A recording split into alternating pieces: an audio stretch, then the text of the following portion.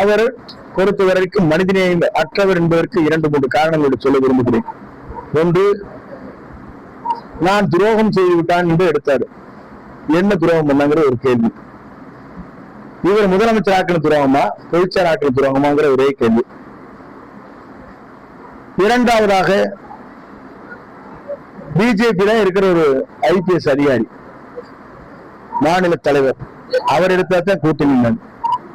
அவர் எதில் இருக்காரு. சசிகலா அவங்க சின்னமா அவங்கள பொறுத்தளவுக்கு எடுத்தாரு, துரோகினார். ஜெயிலிருந்து வரும்போது எந்த உதவியும் செய்யக்கூடாது, 5 நாள் பெறாமல் வந்தது, 5 நாள் முடிக்கிட்டார். அனுமதி கொடுக்காம பேசிட்டு இருக்காங்க. டிடிவி கட்சி விட்டு எடுத்து, ஓபிஎஸ் கட்சி விட்டு எடுத்தாரு. பிஜேபி அவரை உதவி செய்ததுக்கு 2024 கூட்டணி வெளியிட்டாங்க. யாருக்கு பிறகு பிரேமலதா வந்தாங்க, அவர் ராஜ்யசபா கூட அவங்க பிடிக்கிட்டாங்க. துரோகத்தின் மொத்த உருவம் தான் பழனிசாமி. ஒண்ணு. இரண்டாவது, திமுக வீழ்த்த வேண்டும் என்பது குறிக்கோளாக நாங்கள் இருக்கிறோம். திமுக அணி தமிழ்நாட்டை தலை தூக்க கூடாது என்பதிலே தெளிவாக நாங்கள் இருக்கிறோம். இருந்தாலும் ஒரு மனிதனையும் வேணும். தேர்தல் களத்துல உதயநிதி ஸ்டாலின் பால்ட்டை குடிச்சு செத்திருந்தா பரவாயில்லைங்கிறாரு. கொரோனாவில் உயிர் செத்திருந்தா ஏங்க செத்தாத்தான் உனக்கு லாபம் சொன்னீங்கன்னா அப்ப எவ்வளவு கொடூரமானவர் என்பதை நீங்கள் எண்ணி பார்க்க வேண்டும். தேர்தல் களத்தில் இன்று வெற்றி காக்க வேண்டுமே தவிர புறமுது ஊற்றக்கூடாது. இந்த கோழைத்தனம் இருக்கக்கூடாது, பொறாமை உணர்வு இருக்கக்கூடாது, துரோக செயல் இருக்கக்கூடாது.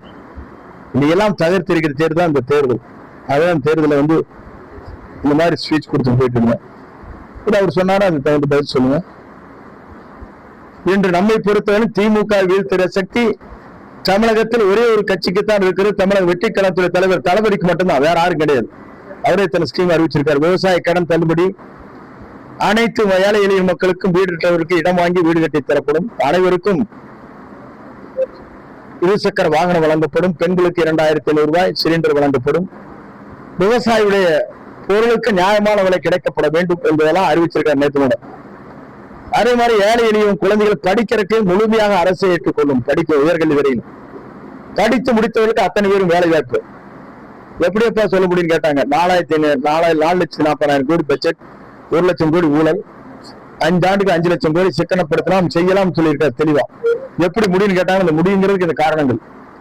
ஆகவே தெளிவான சிந்தனையோடு தொலைநோக்கு பார்வையோடு எதிர்கால தமிழகத்தில் ஒரு தூய எண்ணத்தோடு நம்முடைய இயற்கையை நமக்கு கொடுத்த கொடையாக வந்திருக்கிற நம்முடைய தமிழக வெற்றி கழகத்துடைய தலைவரை இனி தமிழ்நாட்டில் வெல்வதற்கு எவரும் பிறக்கவில்லை என்பதுதான் தமிழ்நாட்டில் சரித்திரம் அமைய போகிறது. 234 அவர் வெற்றி பெறுவார். அவர்தான் தமிழ்நாட்டின் முதலமைச்சர் என்பதை மக்கள் முடிவு செய்துவிட்டார்கள். எங்க அவருடைய கஷ்டம் தான். நான் முந்தான 2:30-3 மணி ஆகி போயிட்டு அங்க வாங்குற 2 பாயிண்ட். அவர் வெளியே வர முடியல. ஒன்று, திரைப்படத்தை முடக்கி 1000 கோடியை முடக்கினார்கள். CBI case. அதற்கு பிறகு அவர் எங்கும் வரக்கூடாதுங்கிற விதிமுறைகள் ஒருத்தர் மட்டும் இருக்கு. அதுக்கு என்ன காரணம்? ஆட்டோமேட்டிக்கா 10 லட்சம் 20 லட்சம் பேர் வராங்க. என்னத்தை பண்றது?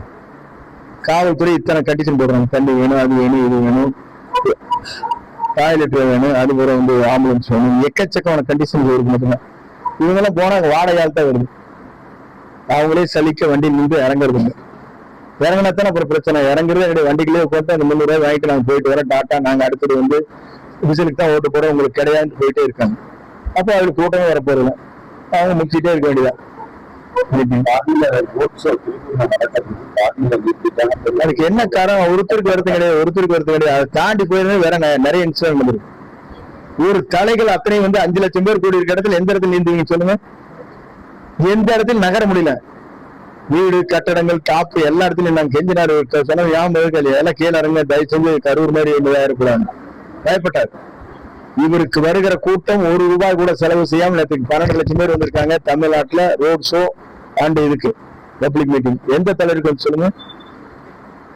ஆகவே இப்படிப்பட்ட தலைவர் தமிழ்நாட்டில் வர வேண்டும் என்பதுதான் எல்லோருடைய கனவு. அந்த கனவு நிறைவேறுகிற காலம் 23ஆம் தேதி என்று அது முடிவு செய்கின்ற நேரம். எடப்பாடியார் மக்கள் ஒவ்வொரு பாயிண்ட் பேசுறாங்க. இல்ல, ஒரு தடவை பேசி முடிச்சுட்டு போயிட்டாரு. செங்கோட்டையின் துரோகி, அவரை வீழ்த்தியே நான் அடுத்தது வெற்றி விழா அனுப்புவாங்க. நான் போய் வெற்றி விழா அங்க அனுப்ப போனேன்.